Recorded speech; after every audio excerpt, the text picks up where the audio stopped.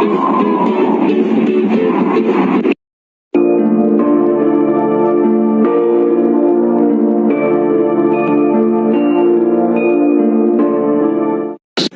itu apa?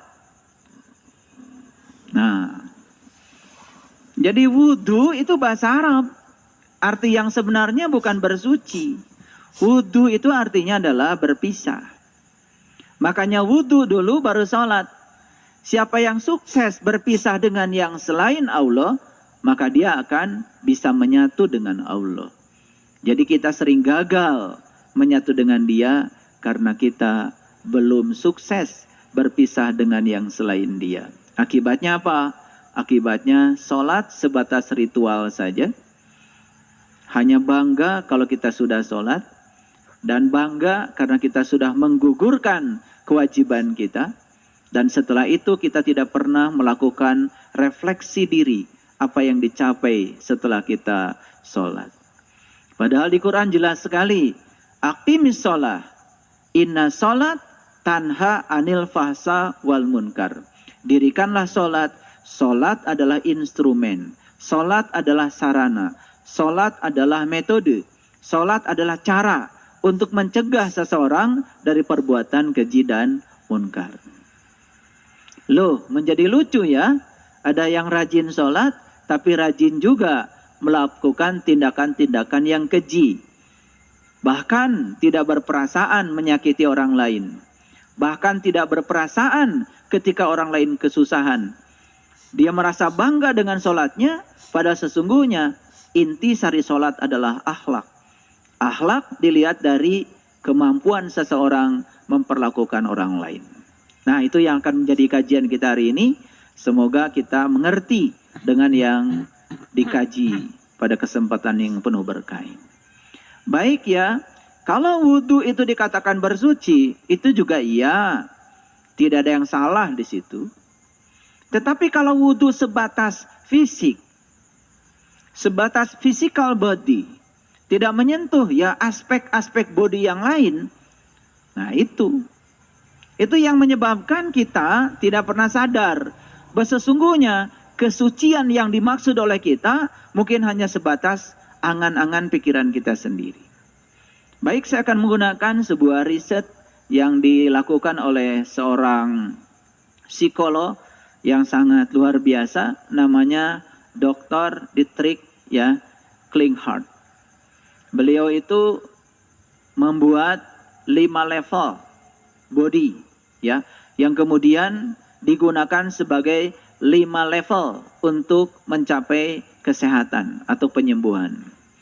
Jadi yang pertama adalah physical body. Jadi tubuh fisik ya, tubuh fisik berarti tubuh luar yang kelihatan secara material. Yang kedua adalah energy body ya. Jadi tubuh energi. Yang ketiga adalah mental body. Jadi tubuh mental. Yang keempat adalah intuitive body, tubuh intuisi. Dan yang kelima adalah spirit body. Jadi tubuh spirit. Nah, kalau berdasarkan 5 klasifikasi tubuh yang ada pada diri manusia, berdasarkan versinya Dietrich Klinghardt ini, berarti sesungguhnya kalaupun kita sudah sukses menyucikan tubuh kita, berarti baru 1/5 dari proses penyucian diri. Jangan jangan buru-buru mengklaim kalau diri kita sudah suci.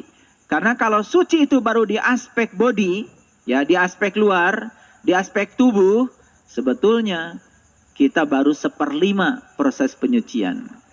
Bahkan sebetulnya kalau mau jujur ya, tubuh ini setelah diwudukan dengan air seperti yang sering kita lakukan secara syar'i, tetapi tidak melibatkan aspek hakikat, tidak melibatkan aspek makrifat, tidak melibatkan aspek torikatnya, apa yang terjadi? Toh sebetulnya di dalam tubuh kita juga masih tersimpan sesuatu yang kotor. Bukankah air kencing pun tertinggal di dalam? Bukankah sebetulnya yang membuat WC kita kotor itu kan tubuh kita? Kita sering teriak-teriak, aduh WC ini bau sekali. Lupa bahwa sebetulnya kata WC, lu sendiri kan yang membuat gue bau, kata WC. Jadi seakan-akan WC itu bau karena WC. Padahal sebetulnya WC itu asalnya suci. WC asalnya bersih, menjadi kotor karena tubuh kita. Jadi sebetulnya tubuh kita ini memang sangat menjijikan ya, kalau dibongkar sampai ke dalam-dalamnya. Jadi sebetulnya orang-orang yang sok suci, merasa sudah suci karena sudah menyucikan tubuhnya, tolong perhatikan. Karena tubuh kita ada 5. Kalaupun itu sudah sukses disucikan, itu baru 1/5 dari proses penyucian. Bisa dimengerti ya? Oke, baik. Kalau begitu pertanyaannya, apakah orang-orang suci itu bisa dideteksi dari aspek body? Dari aspek body, physical body? Dari aspek tubuh fisik? Ya tentu saja menjadi sangat sulit ya. Kan sekarang ini banyak sekali ya yang sok suci kemudian menggunakan seakan-akan bajunya adalah baju suci. Karena semua yang bersifat kelihatan secara material dengan mata lahir, itu semuanya juga bisa termasuk pada kelompok pencitraan. Sulit untuk mengukur itu. Ya. Apakah orang yang pakai baju putih ya, jubah putih, serba putih itu suci? Kalau menggunakan baju yang serba putih itu suci, berarti cara menyucikan diri gampang. Pergi aja ke pasar baru, bawa uang 150.000, beli baju serba putih, ya, pecinya putih, sorbannya putih, kemudian jubahnya putih, sampai sepatu-sepatunya, sandalnya putih. Wah, begitu pakai baju yang serba putih, suci, gitu.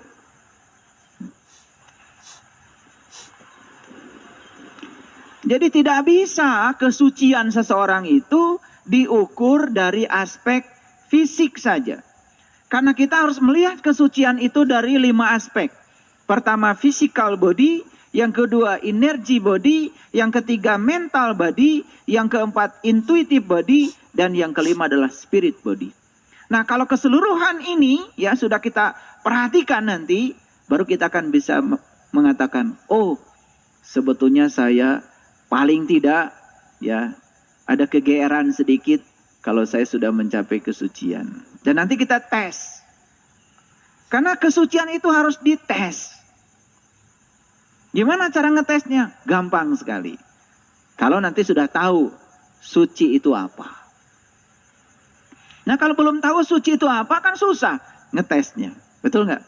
Nah oleh karena itu buang semua ya persepsi tentang kata suci yang selama ini ada di kepala kita. Bisa jadi itu adalah keliru. Bisa jadi itu tidak bersesuaian dengan ya apa yang dimaksud oleh kitab-kitab suci. Bisa jadi. Ya, oleh karena itu saya akan masuk dulu pada Quran surat Asy-Syam. Surat Asy-Syam ya, surat tentang matahari. Surat yang ke-91 ayat 7 sampai 10. Jadi judulnya saja sudah Asy-Syam. Jadi surat tentang matahari. Nah, kalau berbicara matahari di Quran, hati-hati ya. Karena matahari ini kalau di Quran pasti matahari ruhani. Kalau di Quran ada kata-kata matahari, pasti matahari ruhani, bukan matahari jasmani, bukan matahari fisik. Karena Quran ini kan mengarahkan kita pada aspek spirit. Jadi kata matahari pun bukan matahari secara fisik. Oleh karena itu jangan heran kalau para leluhur kita ya bisa mencapai ya ketinggian spiritual, mencapai puncak kesadaran disimbolkan dengan mencapai matahari. Nabi Ibrahim misalnya di Quran, ini berulang-ulang saya sampaikan. Saat beliau mencari jati diri tentang siapa aku, dan beliau pertama kali yang beliau saksikan adalah bintang. Setelah itu menyaksikan bulan, setelah itu menyaksikan matahari. Saya dulu ya, karena dangkal pemikiran saya, begitu mendengar kata Jepang, Bangsa Jepang, karena diajarkan dari kecil ya, bendera Jepang itu kan warna dasarnya apa? Putih. Kemudian di tengahnya ada matahari. Betul? Merah kan? Gak kotak, tapi bulat. Karena bulat ini selalu aja disebut mandala. Bulat itu selalu disebut dengan kesempurnaan. Makanya tidak ada ban yang kotak. Karena kalau ban kotak, ya diam terus. Tapi ketika ban itu dibuat lingkaran, maka dia dinamis, terus dinamis. Ban itu berputar dengan kecepatan sekian, ya, rotasi per menit. Itu bisa mengantarkan kita ke Surabaya, bisa mengantarkan kita ke Lampung, bisa mengantarkan kita ke Medan, bisa mengantarkan kita ke Aceh. Terus mutar saja. Itu karena lingkaran. Makanya lingkaran itu selalu menjadi lambang spiritual. Karena lingkaran itu dinamis. Ya. Apalagi kalau kita tahu luas lingkaran. 22/7. Kali jari-jari. Itu bahasa spiritual semua. 22 juga Quran surat Al-Hajj. Kan spiritual perjalanan haji. 7 juga lambang dari haji. 7 kali tawaf, 7 kali sa'i, 7 batu melempar jumroh. Jari-jari juga lambang spiritual. Karena Allah meletakkan namanya di sini. Ini alif, ini lam, ini ha. Ini alif, ini lam, ini ha. Keren banget. Makanya Allah bilang, Yadullah fauqa aydihim. Tangan Allah ada pada kamu. Tangan siapa sesungguhnya ini? Tangan Allah. Kalau ini tangan Allah, berarti untuk apa tangan ini diserahkan Allah kepada kita? Satu tujuan Allah. Untuk menyenangkan Allah. Pertanyaannya, sudahkah tangan ini digunakan untuk menyenangkan Dia? Sederhana kan sebetulnya. Ya?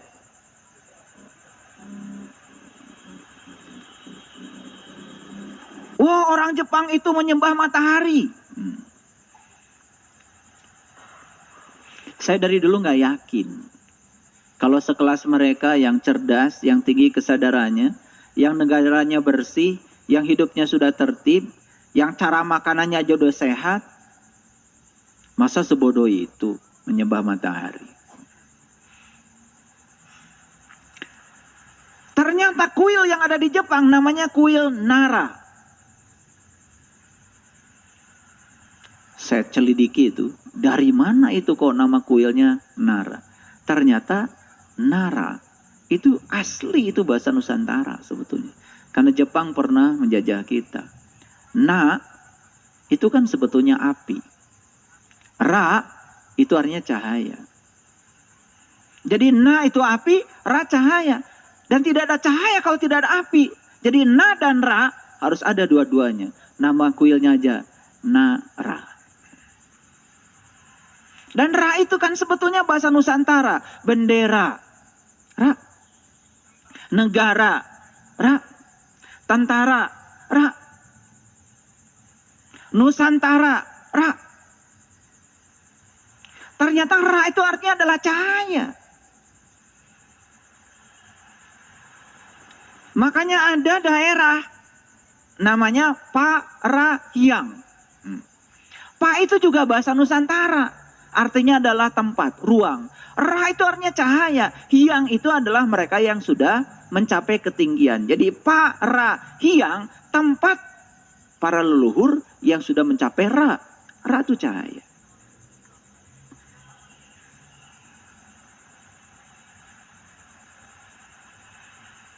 Makanya Sunda, kebanyakan orang menganggap Sunda itu seakan-akan adalah nama suku.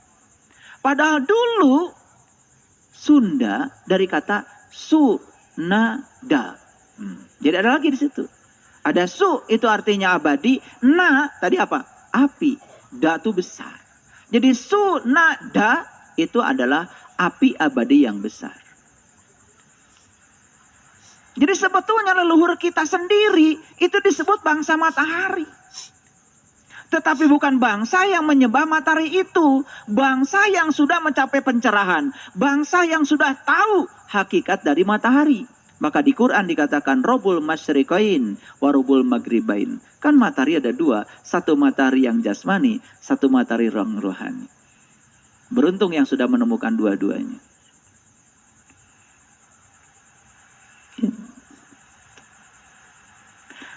Makanya ajaran leluhur kita namanya Sunadayana. Jadi yana itu jalan sebetulnya. Asli bahasa Nusantara. Sunadayana itu jalan untuk mencapai api abadi yang besar. Sebagai sumber awal dari kehidupan. Itu yang kemudian di Quran disebut cahaya di atas cahaya. Itu yang disebut dengan nur ala nur. Dan itu ajaran semua.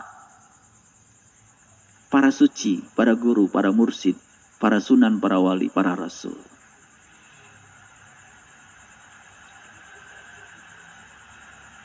Sunadayana, Sunadayana. Dibacanya agak cepat. Sundayana, Sundayana, Sundayana. Jadi Sundai, Sundai, Sundai. Jadi Sunday.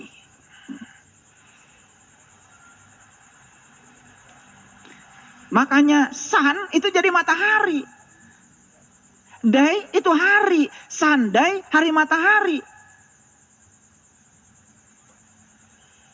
Kapan hari matahari? Ahad. Makanya di sana ada jabal namanya Jabal Ahad. Kita sering menyebutnya Jabal Uhud. Jabal itu gunung, Ahad itu menyatu. Jabal Uhud, gunung tempat menyatu. Di mana Nabi Muhammad menyatu? Di Sidratil Muntaha, di puncak kesadaran. Berarti puncak kesadaran adalah gunung, tempat menyatu. Keren banget. Ahad. Bahasa Inggrisnya apa? Sunday. Kan dari Sunda, Yana itu. Keren itu. Kalau kita belajar etimologi itu ketemu titik temunya itu. Loh kenapa Minggu disebut Ahad? Ahad itu kan satu.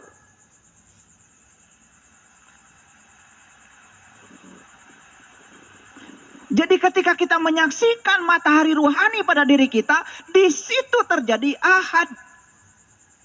Ahad, ahad, ahad. Jadi tauhid. Kita tahunya tauhid, ilmu mengesahkan Tuhan. Pada tauhid yang diajarkan pada leluhur kita. Ilmu tentang mengesah dengan Tuhan. Mengesah dengan Tuhan, ahad.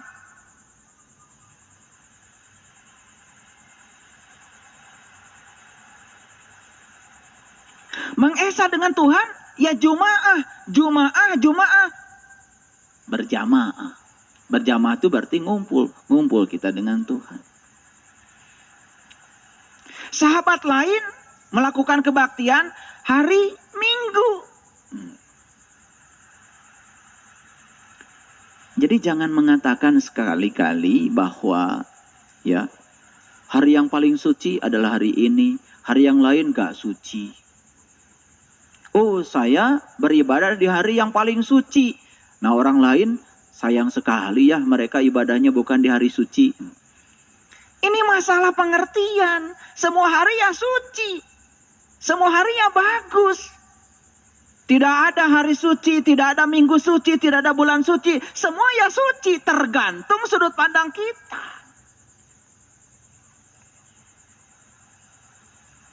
Paham?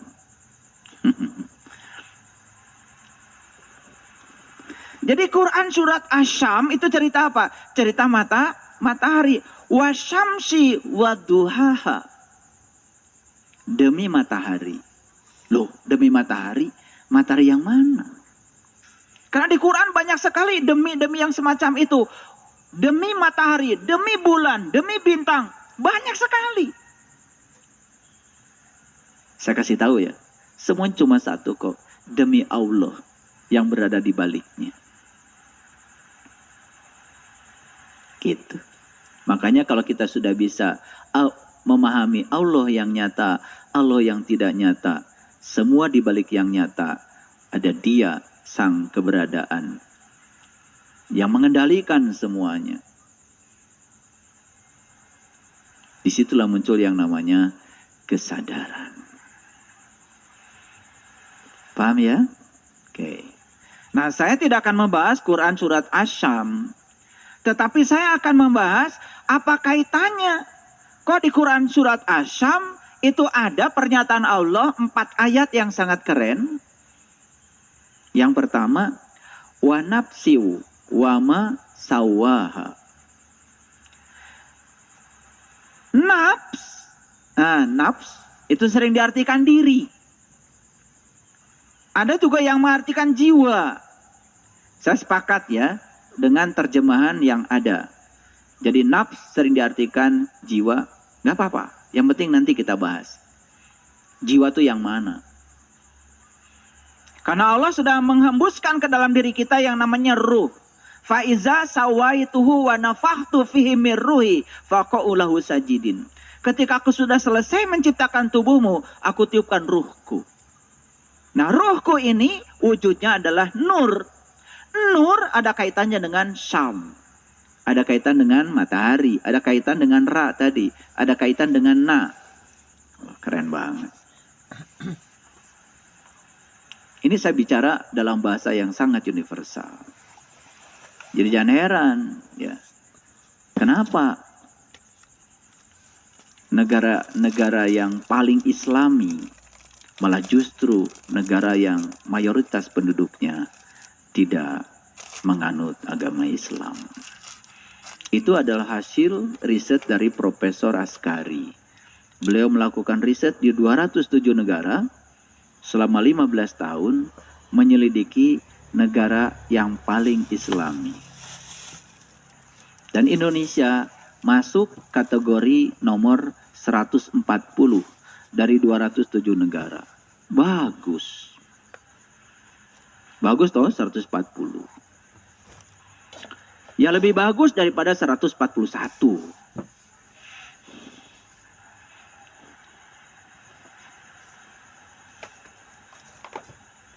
Apa yang diukur? Yang diukur oleh Profesor Askari itu bukan ritual. Yang diukur oleh beliau bukan ritual. Tetapi yang diukur adalah dampak dari ritual. Kejujuran, tanggung jawab, kasih sayang, kepedulian, kesucian, kebersihan, ketenangan, ketentraman. Sampai muncul kategori yang kedua. Ada negara yang paling bahagia di dunia. Tuh.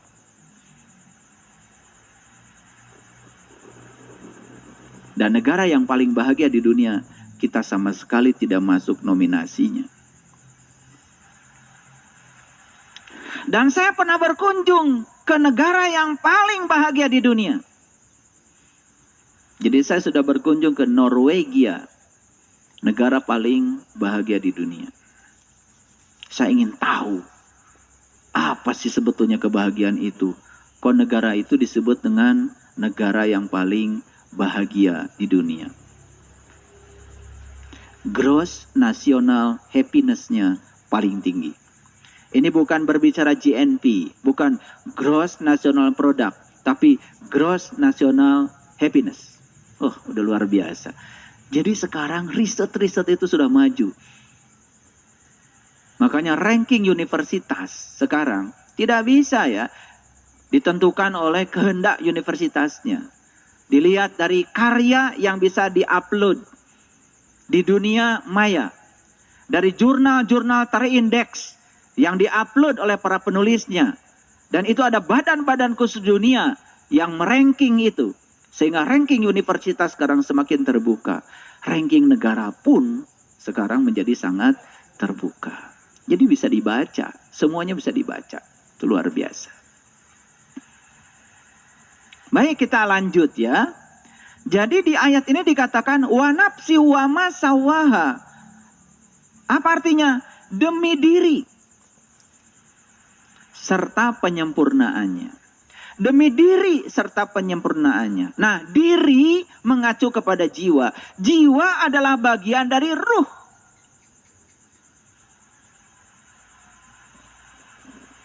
Kenapa?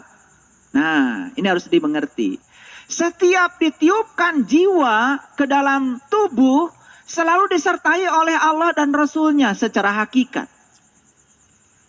Itu kan cinta kasih semesta yang luar biasa. Karena apa? Setiap jiwa ditiupkan ke dalam tubuh untuk dikaryakan di semesta ini dibimbing oleh Allah dan Rasul-Nya. Dalam bahasa agama Islam disebutnya Nur Insan, didampingi oleh Nurullah dan Nur Muhammad. Dan itu nyata dalam diri kita, itu terbaca. Ya, dalam terminologi agama lain tentu saja mereka berbicara dengan sebutan yang berbeda, tapi intisarinya adalah sama. Oleh karena itu, bagi saya, orang baik, ya tentu saja, siapa saja yang mau mengikuti hati nuraninya. Apapun bagi saya keyakinannya. Gitu. Jadi kembali lagi ke sini, demi jiwa serta penyempurnaannya. Kemudian apa kata Allah? Fa'alhamaha fujuraha wa taqwa. Maka Allah mewariskan kepada setiap jiwa dua. Apa itu? Kefasikan dan ketakwaan. Ini harus dipahami. Salah Allah sendiri kalau begitu. Kalau saya fasik. Karena Allah mewariskan kefasikan dan ketakwaan. Nah, ini yang harus dibedah agak dalam sedikit. Nah, jiwa ini kesuciannya bisa dilihat dari pikiran. Ulangi. Jiwa kesuciannya bisa dilihat dari pikiran. Jiwa yang suci tentu saja jiwa yang sering melakukan koneksi dengan yang maha suci. Karena dia sering melakukan koneksi dengan yang maha suci, jiwa ini menjadi terterangi oleh cahaya matahari ruhani. Akibatnya apa? Si jiwa ini sedang berada dalam keadaan terang benderang. Nah, jiwa yang terang benderang akan berpengaruh pada pikiran yang suci. Nah, jiwa yang kotor karena tidak terakses ke alam-alam tingginya tadi, kedua temannya tadi, ya, maka dia akan menjadi gelap gulita. Akibatnya kegelapan jiwa mempengaruhi kegelapan pikiran. Oleh karena itu maka pikiran cara bekerjanya cuma dua. Kalau nggak benar, ya salah. Kalau nggak baik, ya buruk. Makanya dulu ketika kita sekolah, pertama kali dulu sekolah, masih ingat nggak? Ada soal namanya BS. Masih ingat gak? Nah sekarang udah gak ada lagi tuh. Jadi BS itu biasanya BS ada pernyataan sebelah kanannya. Kita disuruh menilai pernyataan ini benar atau salah. Apapun pelajarannya. Matematika, fisika, kimia, biologi, sejarah, semuanya BS. Misalnya pernyataannya, Negara Republik Indonesia dimerdekakan pada bulan Agustus tanggal 17 tahun 1954. Nah, B atau S? Nah, S kan kalian pintar dulu, langsung dikasih bulat kan S-nya. Masih ingat kan? Nah, kenapa dulu ada soal BS? Itulah cara berpikir manusia.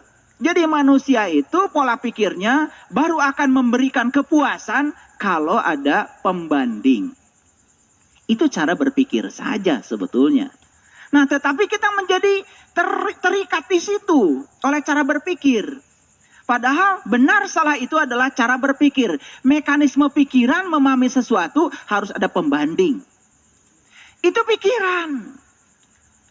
Nah, jangan lupa bahwa pikiran bukan diri sejati kita. Karena diri sejati kita adalah jiwa tadi. Tetapi pikiran, ya, pikiran bukan diri sejati kita. Tapi pikiran menjadi indikator tentang bagaimana jiwa itu, kualitas jiwa itu. Ini harus dipahami.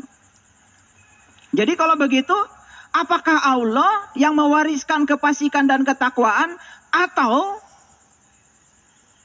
kita sendiri sebetulnya punya mekanisme untuk memahami sesuatu? Harus ada dua.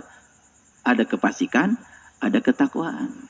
Kalau begitu pertanyaannya, kefasikan dan ketakwaan salah apa benar? Kefasikan dan ketakwaan itu adalah sisi-sisi kebenaran.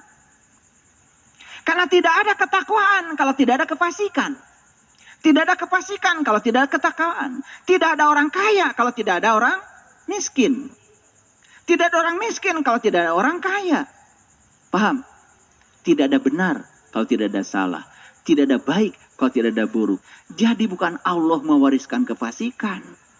Tetapi cara kita bekerja untuk memahami sesuatu harus menggunakan pembanding. Jadi jangan kemudian buru-buru, wah ke Allah kan sudah mewariskan saya kefasikan, gak apa-apa saya fasik. Karena apa? Kan Allah yang mewariskan. Itu yang selama ini dipahami keliru tentang ayat ini. Seakan-akan Allah itu ngasih kefasikan, ngasih ketakwaan, dan kemudian kita disuruh untuk memilih salah satunya. Padahal kita disuruh untuk melampaui kedua-duanya. Ini nanti akan masuk pada kesucian. Ini cara saya mengajar pelan-pelan supaya dapat dimengerti. Baik, kita lanjutkan. Qad aflaha man zakaha. Sungguh beruntung orang yang sudah menyucikan jiwanya. Wa qad khaba man dasaha, dan sungguh rugi orang yang mengotori jiwanya. Mari sekarang kita buktikan. Apa untungnya kalau kita suci jiwanya? Dan apa ruginya kalau kita kotor jiwanya? Paham? Oke. Tadi indikator suci dan kotornya jiwa dapat dibaca dari pikiran. Masih ingat ya? Oke.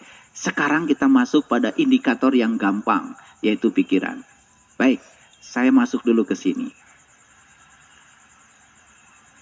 Apa indikator kesucian jiwa? Indikator kesucian jiwa adalah pikiran. Nah, 3 ciri kesucian. Ini harus dicatat. Yang pertama, terbebas dari ketamakan. Atau keserakahan terhadap yang diinginkan. Itu indikator pertama. Tidak ada orang yang tamak atau serakah pada yang tidak diinginkan. Selalu saja tamak dan serakah itu terhadap segala sesuatu yang diinginkan. Paham? 1. Yang kedua, terbebas dari kebencian terhadap yang tidak diinginkan. Itu indikator yang kedua.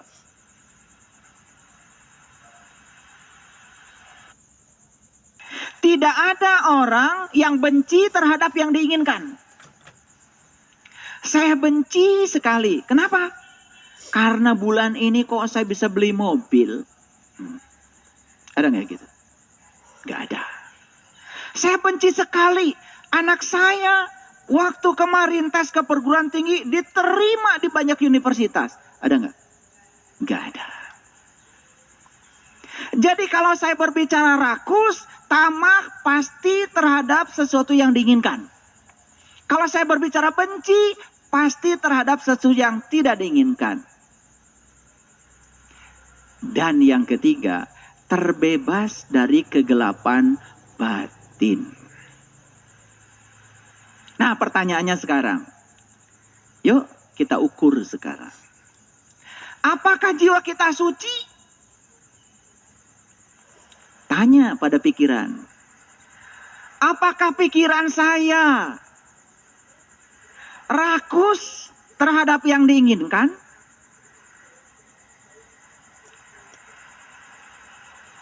Sudah punya mobil 1 pengen 2, 2 pengen 3, 3 pengen 4. Terus aja tidak ada habis-habisnya. Ada sahabat baik 1 pada kita pengen nambah 2, 3, 4. Dan tidak siap kalau ada sahabat yang tidak baik pada kita. Pengennya semua sahabat baik sama kita. Pengennya semua orang baik sama kita. Hari ini jadi lurah, besok camat, lusa bupati, lusa lagi pengen gubernur. Nah, jika perlu di setiap jabatan itu jabatannya selama-lamanya.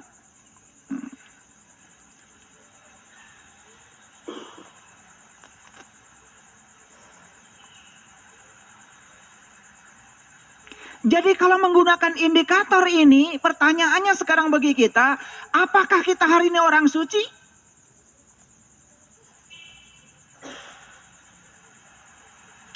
Jawab dong. Diam semuanya.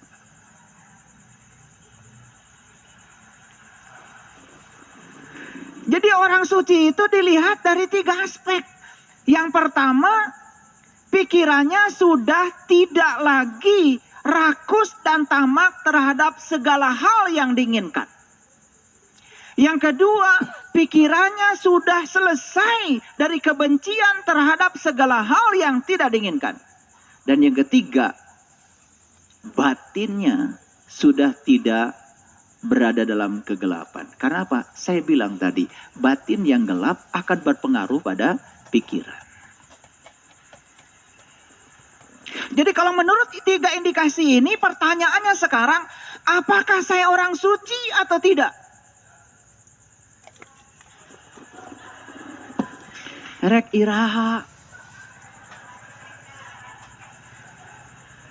Jadi sekarang saya balik lagi ke ayat ini. Kita buktikan sekarang, apakah betul bahwa orang yang suci itu jiwanya beruntung? Apakah betul bahwa orang yang kotor jiwanya itu rugi? Sekarang kita buktikan. Kita sudah punya mobil 1.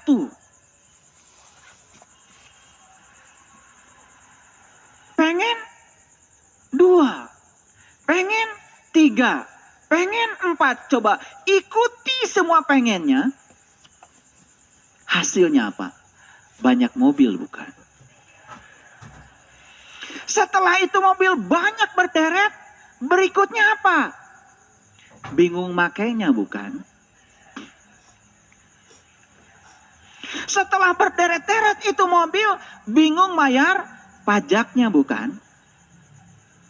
Itu mobil semua kehujanan, unggal poe, pagawean, ngan nyuci mobil. Betul nggak? Apa untungnya?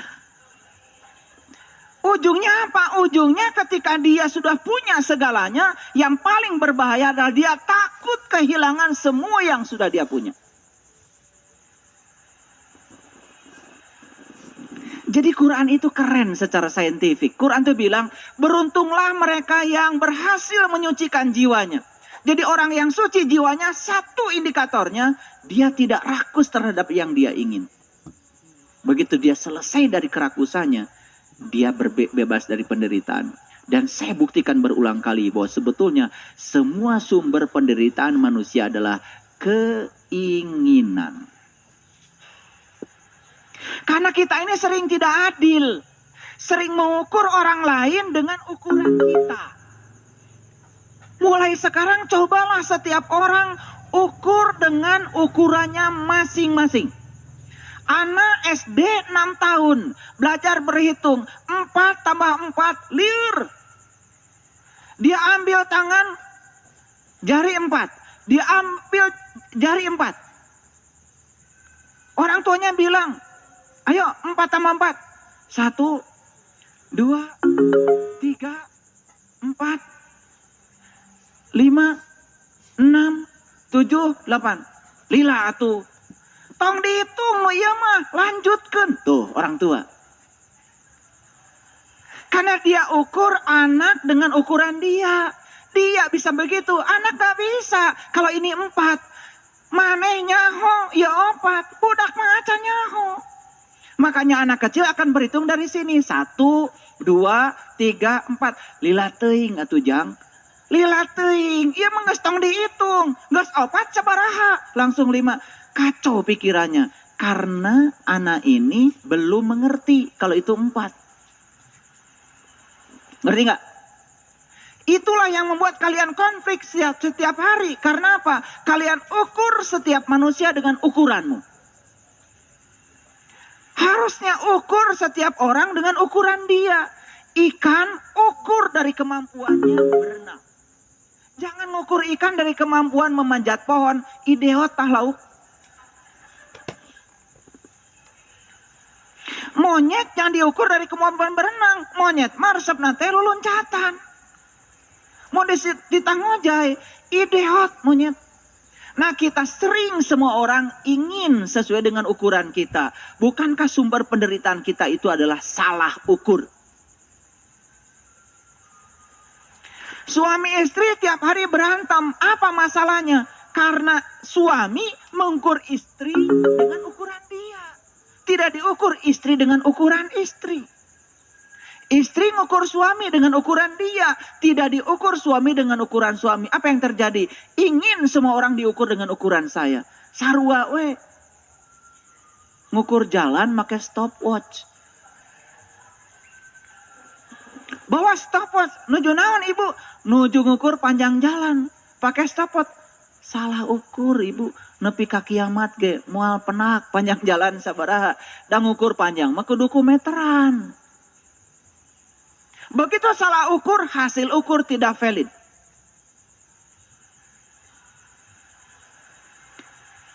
Jadi sebetulnya siapa orang suci itu? Lihat saya semuanya.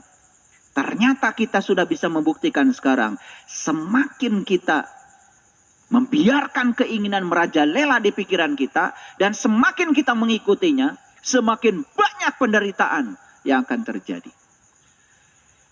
Saya berulang kali mengatakan, Anda sakit hati bukan karena orang.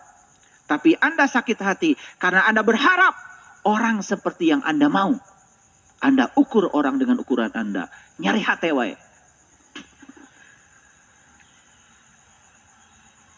Ini pengumuman dari saya sekarang. Yang masih suka sakit hati ini kotor jiwanya.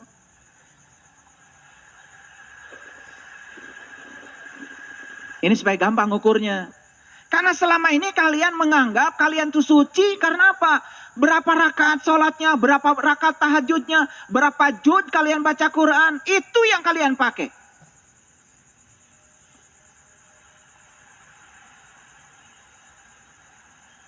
Jadi kesucian seseorang jelas tidak bisa dilihat dari berapa banyak ritual yang dilakukan. Karena ritual itu ujung-ujungnya akhlak. Kalau ritual tidak membangun akhlak, buat apa? Kan saya bilang tadi, sholat itu adalah instrumen. Sholat itu sarana, bukan tujuan. Tujuan utamanya adalah membentuk akhlak. Supaya dia terbebas dari perbuatan keji dan munkar. Jadi orang-orang yang sok suci karena sudah sholat. Tapi dia belum pernah mengukur dirinya. Tingkat kesuciannya. Ini saya kasih tahu instrumennya. Mulai sekarang, ukur kesucianmu. Dengan 3 instrumen ini. Jadi yang pertama, ukur kesucianmu dari terbebasnya dirimu. Dari apa? Dari ketamakan. Dari kerakusan terhadap segala hal yang kamu inginkan. Jadi kalau orang jadi RT hayang seumur hidup kotor jiwanya. Mung diganti.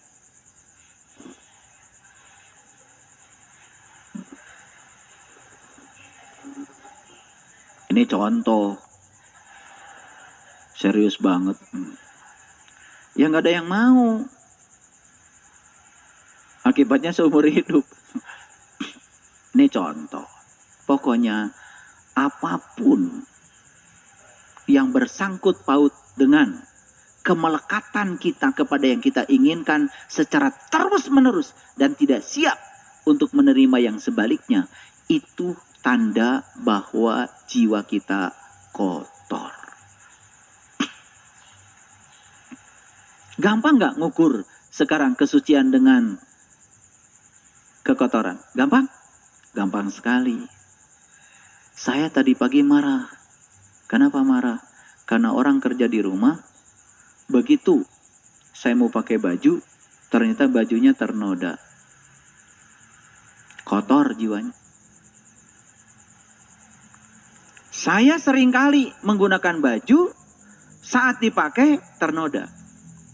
Saya diam-diam ke kamar mandi, saya ambil sikat gigi, saya gosok aja. Setelah itu diam-diam sambil setrika, saya setrika. Tidak tahu orang yang kerja di rumah. Saya tidak pernah marah kepada mereka, cuman urusan-urusan yang semacam itu. Saya pahami dia, karena dia itu kerjanya banyak. Saya pahami dia, karena tugasnya dari saya terlalu banyak. Gimana kalau dia itu cerdas? Punten Pak, acuk Bapak teka palire margi abdi teh da dipu orang ku bapana seueur teuing. Tetapi orang kerja di rumah tidak mungkin ngomong begitu. Pahami kalau dia pun punya suara itu dalam dirinya. Saya kalau disajikan sayur kurang garam, saya suruh dia dulu pergi ke warung. Baru saya ke dapur ambil garam. Biar dia tidak tahu kalau itu sayur kurang garam. Dan biar juga tidak tahu kalau saya ngambil garam untuk menambah itu. Saya jaga perasaannya. Karena Pak, kalau saya ke dapur ngambil garam, nanti dia tersinggung. Aduh, geningan sayur teh kilang garam, dia akan rasa bersalah. Ciptakan kenyamanan, walaupun itu orang kerja di rumah kita, beri penghargaan kepada dia. Bikin sayur itu capek. Jangan mentang-mentang kita ini karena majikan yang menggaji mereka, lalu dengan telunjuk kita mengatakan mereka salah. Ini soal kesucian. Sayur kurang, amek. Baju nggak rapi, marah. Kotor jiwamu. Saya tidak akan lihat berapa rakaat sholatmu. Saya tidak akan lihat berapa rakaat tahajudmu. Saya juga tidak penting tanya berapa juz kau membaca Quran setiap hari. Agak kencang nih hari ini, saya nggak tahu. Pokoknya saya hari ini pengennya ngegas aja. Ini kayaknya banyak yang kotor hari ini. Kalau saya pengen ngegas terus itu pasti itu ada masalah di sini. Nggak mungkin saya ngomong begini tiba-tiba. Ya, kalau semuanya sudah suci, nggak mungkin saya ngomong ini. Jadi cara untuk melihat seseorang suci atau tidak suci, lihat saat dia berhadapan dengan kontradiksi. Lihat secara spontan saat dia marah. Saya kasih tahu sama kalian, tidak ada marah yang spontan, marah akumulasi. Marah adalah penjumlahan dirimu. Penjumlahan sifatmu. Aduh tadi abdi ngamek.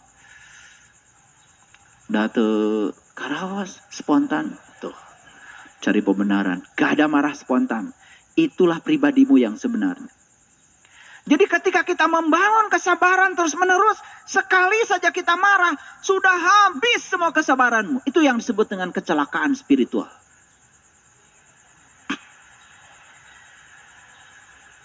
Jadi kalau susah memahami bahasa saya terlalu ilmiah, gampang sekali.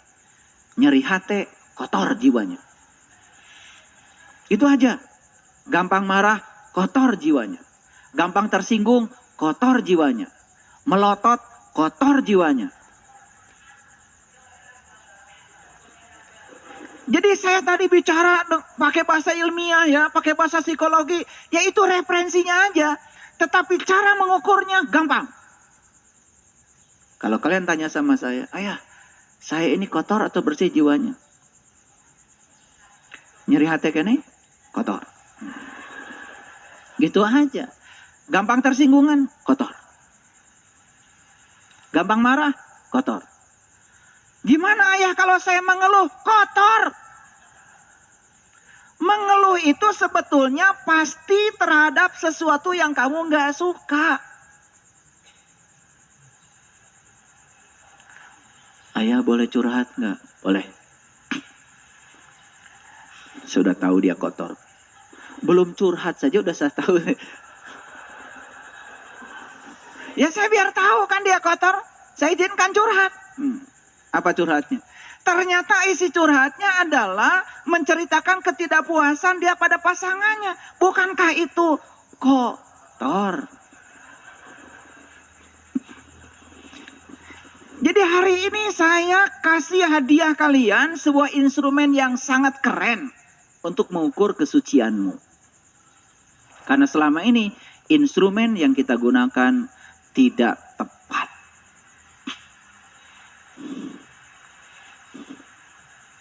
Paham? Oke. Yang kedua, kan tadi beruntunglah mereka yang menyucikan jiwanya dan merugilah mereka yang mengotorinya. Mari kita buktikan sekarang. Tadi untung kan? Untung yang menyucikan jiwanya. Lihat saya semuanya. Ada peristiwa yang tidak mengenakan. Contoh sederhana aja. Yang kecil aja. Orang janji sama kita mau bayar utangnya seminggu. Dihitung tuh. Senin, Selasa, Rabu, Kamis, Jumat, Sabtu, Minggu. Kensia. Senin.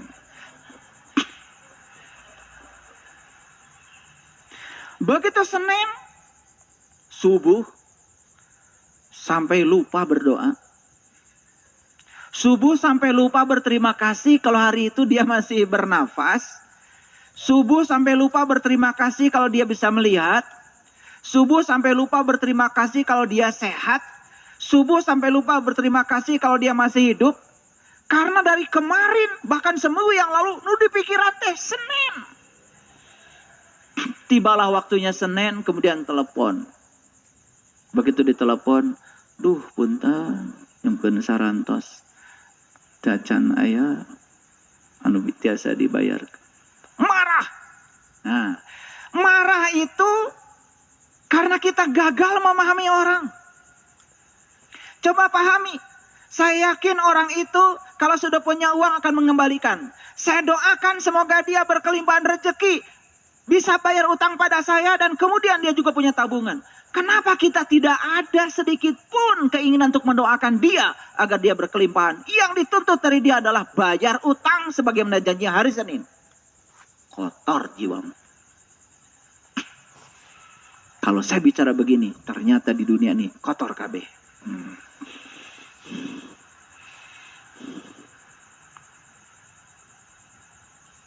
Ya.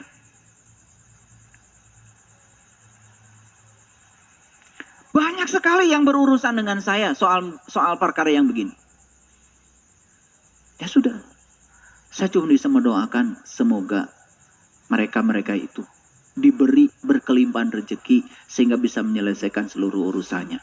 Atau yang paling gampang adalah sudah itu berarti bukan rezeki saya. Gampang. Selesai daripada mikirin. Karena apa? Kemana pikiran diarahkan, ke situ energi mengalir. Kalau kita mengarahkan pikiran kita pada uang yang dipinjam, berarti uang kita ngansak itu-gitu. Arahkan pikiran pada rezeki yang akan datang lebih banyak lagi dari Allah. Anggap itu tabungan. Ini adalah teknik mengolah pola pikir. Jadi sebetulnya kesucian diri seseorang bisa dilihat dari cara dia berpikir, pola pikirnya. Kenapa? Semua ketidakbahagiaan dia berawal dari pola pikir yang salah, pola pikir yang tercela. Makanya siapapun yang sudah punya pola pikir yang cerdas, yang keren, bahagia setiap saat.